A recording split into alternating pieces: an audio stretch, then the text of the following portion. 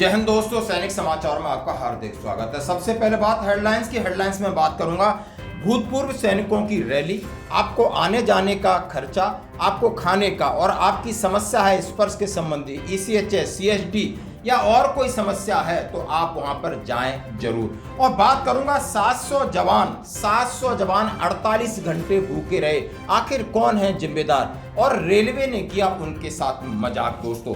और मैं बात करूंगा ट्रिब्यूनल ने क्यों डिफेंस सेक्रेटरी और आर्मी चीफ को दिया समन, अब क्या मुकदमेबाजी के आतंक पर लगेगी रोक, आखिर क्यों समन दिया है AFT ने यानी चीफ ऑफ आर्मी स्टाफ और डिफेंस सेक्रेटरी को। सबसे पहले मैं बात करूंगा CDS साहब की। CDS साहब ने एक अपने इंटरव्यू में कहा, पहले भारत विश्वगुरु था, यदि आगे विश्वगुरु बनना है तो उन्होंने के लिए एक नई दिशा, नया रास्ता आपको चुनना होगा। उस दिशा में अब किस तरह आगे बढ़ना है उसकी गति भी आपको तय करनी होगी, और कल के काम यानी जो कल आज का काम है उसको कल पर नहीं टालना होगा। ये उनका जो वीडियो है काफी वायरल हो रहा है। हमें सही दिशा पकड़नी है, वो दिशा जो हम चुने या हम तय करें कि हमें किस तरह आगे बढ़ना है। अगर हम किसी पुरानी राह पे या किसी और की राह पे चलेंगे तो हम हमेशा पीछे रहेंगे। इसके लिए हमें अपनी सोच में बदली करना पड़ेगा। हम एक समय में विश्वगुरु थे, उसे दोबारा बनना पड़ेगा। दिशा के अलावा दूसरी चीज़ है गति। अगर हम आस्ते आस्ते चलेंगे तो पहुंचेंगे जरूर, लेकिन सही समय पे नहीं पहुंचेंगे। तो इसके लिए मोमेंटम जो है वो ज़रूरी है। और मेरे ख्याल से जो हमें एक मैं कहना चाहूँगा कि कल जो अगर पे टालेंगे तो कल एक्चुअली कभी नहीं आता है। तो अगर कुछ करना है तो आज करना है, अभी करना है। आइए अब खबरें करते हैं। भूतपूर्व सैनिक की रैली 20 अक्टूबर 2024। मध्य प्रदेश के भूतपूर्व सैनिकों की राज्य स्तरीय रैली 20 अक्टूबर 2024 को 11 बजे 3 EMI सेंटर बैरागढ़ भोपाल में है। आयोजन स्थल पर उपलब्ध विभिन्न सुविधाओं में CSD, चिकित्सा, डेंटल, स्पर्श, रिकॉर्ड निवारण, रोजगार यदि आपको नौकरी चाहिए, बैंक, बीमा कंपनी के अलावा चुनिंदा सैनिकों को शीर्ष राजनयिक और अधिकारियों द्वारा सम्मान किया जाएगा। वाहनों की व्यवस्था की जा रही है। साथ ही भूतपूर्व सैनिक रेल अथवा बस से द्वितीय श्रेणी में यात्रा कर रैली के स्थान पर टिकट क्लेम कर सकते हैं। रैली स्थल पर जलपान और भोजन का प्रबंध किया गया है।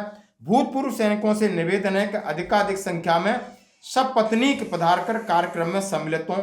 सैनिक कल्याण विभाग मध्य प्रदेश का ये लेटर है। यानी आपकी किसी भी प्रकार की समस्या है, रोजगार भी उन्होंने इंक्लूड किया है। भले आपके पेंड अलाउंसेस की CSD, उसके साथ आप विद वाइफ जा सकते हो। सेकंड क्लास ट्रेन में जा रहे हो तो आपका टिकट मिलेगा और खाने पीने की व्यवस्था मिलेगी। तो ये रैली 20 अक्टूबर को EMI सेंटर भोपाल है। आइए बढ़ते हैं 700 जवानों के साथ आखिर क्यों किया गया मजाक।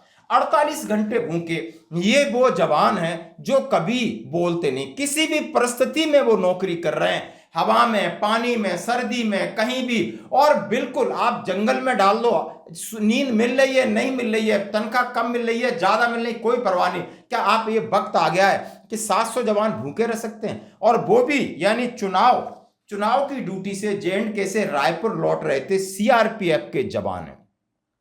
विश्वस्त सूत्रों के मुताबिक स्पेशल ट्रेन को 7 अक्टूबर से सामा से चलना था। किन्हीं कारणों से यह गाड़ी लेट हो गई। इसके बाद 8 अक्टूबर को सुबह 3 बजे यह गाड़ी रायपुर के लिए रवाना हुई। सांबा से चलने के बाद जवानों को अंबाला स्टेशन पर ब्रेकफास्ट मुहैया कराया गया। इसके बाद पूरे दिन कुछ नहीं मिला, यानी जो 48 घंटे बाद उन्हें अगला ब्रेकफास्ट मिला। जब उन्होंने लगातार कांटेक्ट करने की अधिकारियों ने कहीं भी हर जगह कांटेक्ट किया, बोला आपको दिल्ली में फ्रेश खाना मिलेगा। गाड़ी दिल्ली पहुंच जाती है तो कुछ नहीं मिलता है, बोलते हैं आपको आगरा फ्रेश खाना मिलेगा। आगरा पहुंच जाते हैं, कुछ नहीं मिलता है और समय बीतता जाता है। जवान व्याकुल होते हैं। स्पेशल ट्रेन कहां पर खड़ी होती है आपको पता है? यार्ड में, प्लेटफॉर्म पे भी नहीं होती कि जहां पर वो कुछ खरीद के खा लें। कब जवान उतरेगा, कब गाड़ी चल देगी, हथियार अम्युनिशन कहां रहेगा? ऐसी मुसीबत में जवान 48 घंटे भूखे रहे। क्या उनका अधिकार नहीं है? ये पैरामिलिट्री फोर्स वही है जो आपके चुनाव आसानी से शांतिपूर्वक संपन्न करा रही है। ये पैरामिलिट्री फोर्स CRPF वही है जो आतंकवादियों के सामने लड़ रही है। ये पैरामिलिट्री फोर्स CRPF वही है जो नक्सलवादियों का मुंहतोड़ जवाब दे रही है, राजनेताओं की सुरक्षा कर रही है, आपके संसद भवन की सुरक्षा कर रही है, आम नागरिकों की सुरक्षा करने के लिए अपने प्राणों की आहुति देती है। शर्म आनी चाहिए आपको ऐसी व्यवस्था के ऊपर। लानत है, धिक्कार है उन लोगों के खिलाफ कड़ी कार्रवाई करना चाहिए जो और कुछ तो नहीं दे सकते, कम से कम भरपेट भोजन तो दे सकते थे। आप इतना बड़ा लेख दे सकते हो, अमर उजाला का उसमें लिखा है, जाकर के झांसी में उन्हें दोबारा ब्रेकफास्ट मिला, यानी अंबाला वाला ब्रेकफास्ट।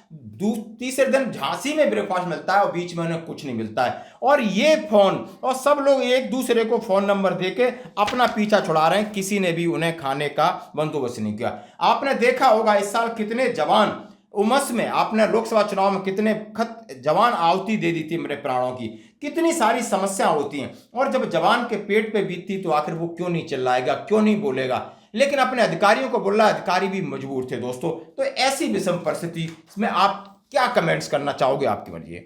अब मैं बात करूंगा आखिर जवानों को न्याय की बात है दोस्तों, और ये एएफटी आर्मी फोर्स ट्रिब्यूनल है और ये जवानों के लिए बनाए ताकि उन्हें जल्दी न्याय मिले। बहुत सारे ऐसे मामले लंबित है, वहां पर एएफटी का डिसीजन मिल जाता है लेकिन एएफटी वो इंप्लीमेंट नहीं करती। ऐसे एक डीएससी का एक सिपाही है, उसका मामला था असाइड डिसेबिलिटी पेंशन का, और वो मामला फंस गया और एएफटी ने अभी माननीय चीफ ऑफ आर्मी स्टाफ और डिफेंस सेक्रेटरी को समन जारी किया है। क्यों ऐसी नौबत आनी चाहिए? इसमें सीधा सीधा लिखा है, नई दिल्ली स्थित आर्मड फोर्सेस ट्रिब्यूनल की प्रिंसिपल ब्रांच ने अवमानना के एक मामले में रक्षा सचिव आर्मी चीफ को व्यक्तिगत रूप से पेश होने का आदेश दिया है। ट्रिब्यूनल ने यह आदेश जवान की विकलांगता पेंशन का भुगतान करने को लेकर दिया। हालांकि यह पहली बार नहीं है जब एएफटी ने किसी वरिष्ठ अधिकारी को समन किया हो। पिछले 10 सालों में एएफटी पहले से कई बार अवमानना के मामलों में रक्षा सचिव अन्य अधिकारियों को समन जारी कर चुका है।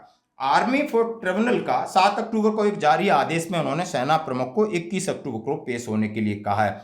निर्देशों का जानबूझकर पालन नहीं हो रहा है। उन्होंने कहा है कि जो हम आदेश देते हैं उनका पालन क्यों नहीं कर रही है एएफटी। और इसके ऊपर आप देख सकते हो बहुत बड़ा न्यूज है। आप पूर्व मंत्रियों ने उठाए थे कदम और कई प्रकार का, इसमें 5000 से अधिक आदेशों पर कोई एक्शन नहीं।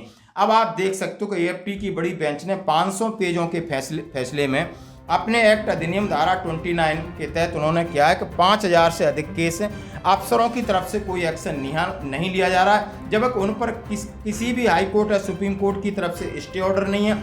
फिर भी आप देख सकते हो, ये आप उम्मीद कर सकते हो कि यदि आप एएफटी से किसी केस को जीत जाते हो तो वो इम्प्लीमेंट होगा या उसके पैसे मिलेंगे या आपने जो वकील को फीस दी है मिलेगी या नहीं मिलेगी।